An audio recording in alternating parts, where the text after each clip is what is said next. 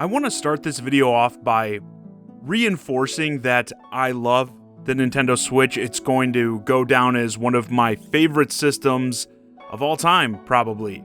I honestly don't know if Nintendo could have chosen a better system to make. I mean, sure, there are things about the Switch that could have been better, but in terms of where to go next, after the Wii U, that disaster, this hybrid route was the perfect choice. And I think that reflects in the sales and general success of the system. And that has a big part to play in what I want to talk about today, which is, as you could probably guess from the title, what I consider to be easily the system's biggest failure. And with the Switch, I'll say being likely closer to the end now than the beginning of its life cycle, I think this will go down definitively as the system's greatest flaw, and even more so because it's so hard to understand how this even happened. Like, typically, even bad decisions, I can kind of see why they were made, but this one has me completely stumped, and I doubt I'll ever figure it out. Yes, today I want to discuss how Nintendo failed so badly with retro game support on the Switch. At this point, I mean, I think it's pretty safe to say it's not going to get much better. We really haven't had much beyond some random NES and SNES games. I mean, right off the bat, just compared to past systems, what was available on the Wii and even the Wii U, how bad does that look? I have talked about this in the past that when the Nintendo Switch was first announced, this was one of the aspects I was most hyped about. I'm sure most of you as well, once you saw the system go from docked on the TV into portable mode, thought, holy shit, that's gonna be nuts for retro game. This is the ultimate retro system, as really the only major drawback I'd say with the Nintendo Switch system in terms of the hardware is its lack of power. And more demanding games tend to end up looking way worse on the Switch as a result when you compare it to, again, say, Xbox or PlayStation's modern hardware. Or perhaps those more demanding games end up not even coming over to the system at all. But similar to indie games, retro titles don't need to make those sorts of sacrifices because they're so much less demanding. Switch could easily play, say, N64, GameCube games in full HD, 60 frames per second, no problem. This system would be perfect to play those games on, but as you know, those games didn't come over. I mean, what did we actually get? Mostly trash, a slow-ass drip feed of games from the NES and SNES era. Like, every time Nintendo does one of these announcements of new games coming over to the Nintendo Online service, because don't forget, you also have to subscribe to this service to even get access to these games. Once you unsubscribe, they're gone until you resubscribe. There's no option to buy them or anything like that, so you can hold on to them. But when we do get these announcements that more games are being added to the service, you're lucky if there's even one notable title, with the others being just crap you've never heard of. And I do understand with licensing in that, you know, it's not like they can put all the classics up for these systems. Many are owned by other companies. But at least Nintendo's big games, especially by now, should all be there. No excuses. I mean, where in the hell is Earthbound? Like, are you kidding me? I get that you're too incompetent to put up stuff past SNES, okay? I've accepted that. The N64, the GameCube, looks like it's not coming. Okay, I get it. The entire company of Nintendo isn't as capable as people modding the system. Nintendo as a company doesn't have that level of brain power. But these systems that you are already doing, that you already are putting the games up, how, again, is a game like Earthbound not on the service? Oh, they want to space them out so there's, excitement around, new games coming to the system, which, I mean, I got that at first, but again, we're pretty deep into the system's life cycle now with only 2 retro consoles being supported. Think 4.5 years? No Earthbound? That's enough space, okay? Everything should be there. And I mean, you can look at what other companies are doing, even still on the Switch, on Nintendo's own system. And let's not even go for, like, the big players. Let's talk about the bottom of the barrel when it comes to gaming companies. Freaking Konami. Yeah, the pachinko machine company. They've got stuff like the Castlevania collection, the Contra collection. These are fantastic collections where you can just buy the games, there's no service required, and certainly no stupid fucking, oh, it's an anniversary celebration, so you know what that means, we have to take it off the eShop. Yeah, let's talk about when Nintendo does give us a collection. We get shit from them like Super Mario 3D All-Stars, a set that I called the laziest game collection I've personally ever played.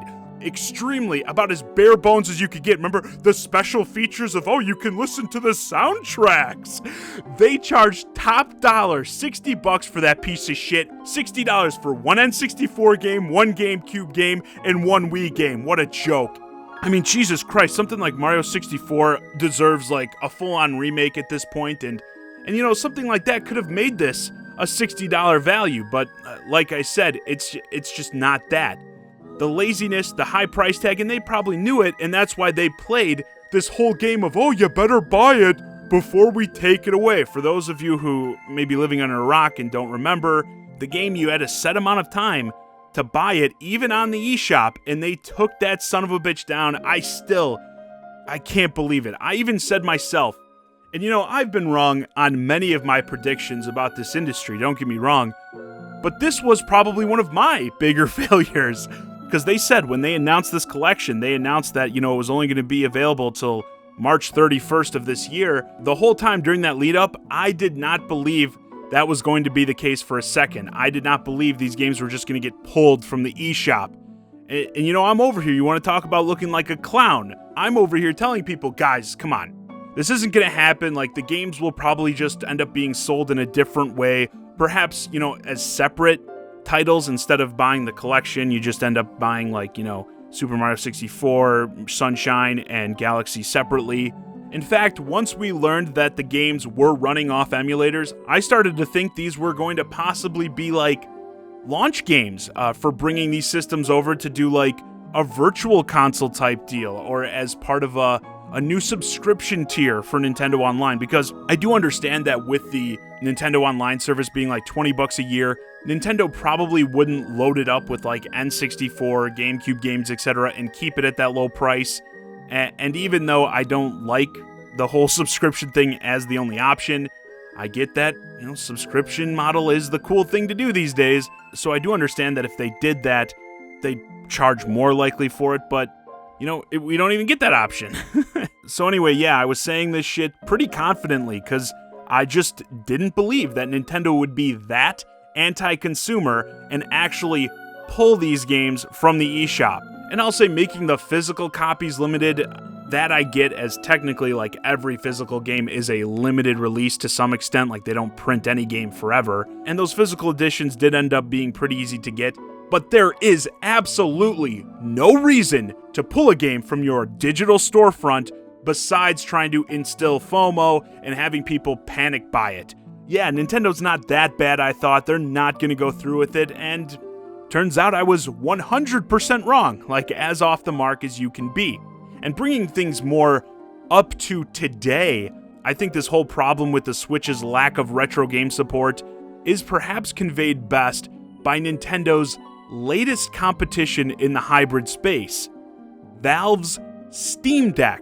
And while I don't see this system itself being like a major threat to Nintendo or anything like that, one of the major selling points that people are excited about with this thing is actually, you guessed it, being able to play old Nintendo games on it. Because Valve is going to allow people to install like their own operating system on it and all that, so there are going to be a lot of people looking to, sure, pirate games to play on it, which means, yeah, it's not exactly on the up and up, you know, playing Nintendo games on this thing, but still, and I mean, think about this seriously. You are a video game company with your own hybrid system, and people are excited to buy another company's hybrid system to play your games on it.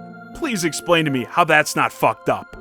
And keeping things in the more legal realm, when you look at Nintendo's more direct competition, they're obviously also getting totally blown out of the water. I mean, Microsoft and the Xbox are obviously the kings of this right now with backwards compatibility and all that stuff, but Sony is chasing them a bit with getting more stuff on PlayStation Now. PS5 is mostly back compat with PS4 games, and many games are getting free next-gen updates on there. So they're at least admitting there's a demand for this.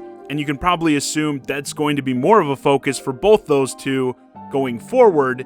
But with Nintendo, it's seriously like, who knows? Like, if they don't get what they're missing here now, when will they?